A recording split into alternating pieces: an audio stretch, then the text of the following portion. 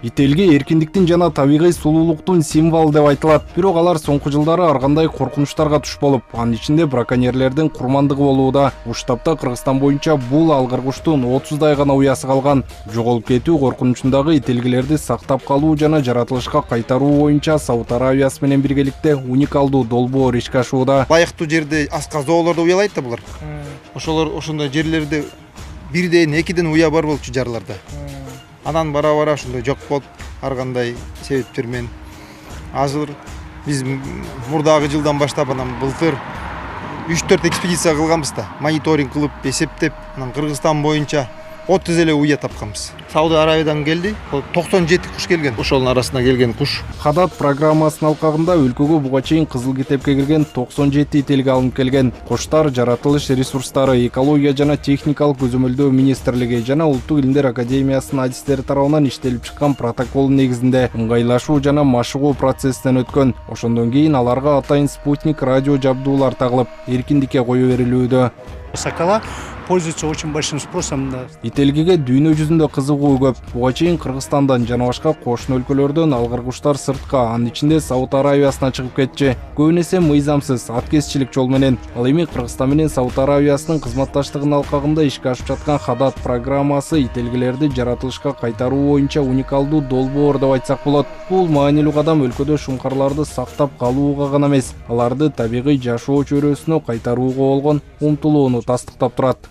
Ну, сейчас уже люди как бы осознали. Кыргызстанда азайып бараткан же жоголуу коркунучунда турган айрым жаныбарларды коргоо үчүн алар кызыл китепке киргизилген. Маселен, кыргыз тоолорун байырлаган ак илбирс дүйнө боюнча 10дон ашык гана мамлекетте кездешет. Дал ушул себептен жаныбардын бул түрү Кыргызстандын улуттук символу деп таанылып, өзгөчө коргоого алынган. Өлкөдө илбирсти мыйзам саткандарга айыппулдун өлчөмү 1,5 миллион сомдон 2 миллион сомго чейин көбөйдү.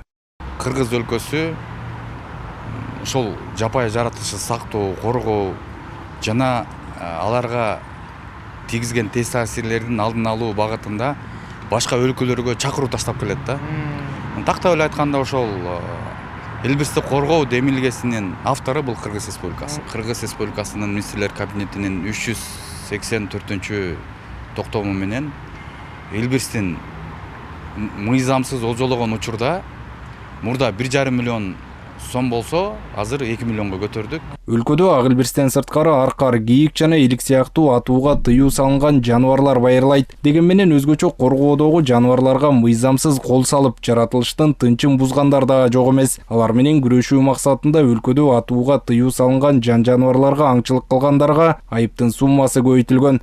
Ак илбирсти мыйзам саткандарга 2 миллион сом айыппул салынат. Буга чейин сумма 1,5 миллион сом болгон. Аркар, күрөң аю, марал, бугу, жеринге мыйзамсыз кол салгандар 1,5 миллион сом төлөйт. Айыппул буга чейин 1 миллион сомду түзгөн. Ал эми тоот экени аткандарга 300 миң сом айыппул каралган. Буга чейин ал сумма 100 миң сом гана болгон. Элик үчүн айыппулдун өлчөмү 100 миң сомду түзөт. Буга чейин 50 миң болгон. Ошондой эле бул жаныбарларга аңчылык кылгандар тууралуу маалымат бергендерге айыптын жарымы сыйакы катары берилет. Биз бааны көтөрүп коюп эле чектелбей, ошол жаныбарлар дүйнөсүн мыйзамсыз олжологон учурда аныктаган биздин кызматкер болобу же башка жаран болобу, негизи эле Кыргыз Республикасынын жараны мыйзам бузуунун бетин ачканга көмөк көрсөтсө, ошол 50%-ын өңгөндөн кийин 50%-ын сыйакы катары беребиз деп атайын механизм иштеп чыктык. Экологиялык жана техникалык көзөмөл кызматы жаныбарларга байланыштуу мыйзамсыз аракеттерди аныктоо жана алдын алуу максатында рейдтик иш-чараларды байма-бай өткөрүүдө. Жайкы туристтик сезон учурунда Ысык Көл облусунун аймагында мыйзамсыз кармалган 79 канаттуу аныкталды. Анын 25-и кызыл китепте болуп чыккан. Канаттуу куштарды мыйзамсыз кармап алган жарандарыбыз кармалды. Анын ичинен 25-и кызыл китепке кирген канаттуулар, бул 24 бүркүт жана 1 ителги кушу кармалган. Ал боюнча бул кызыл китепке кирген куштарды биз атайын бугу эне реабилитациялык коомдук фондуна өткөрүп бердик.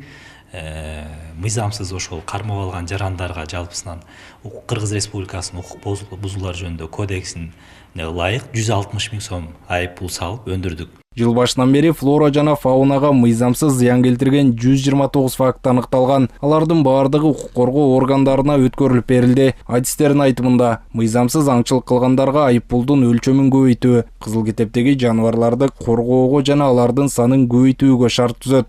Автандил Бактыбеков, Аскар Маратов, ЛТР Бишкек.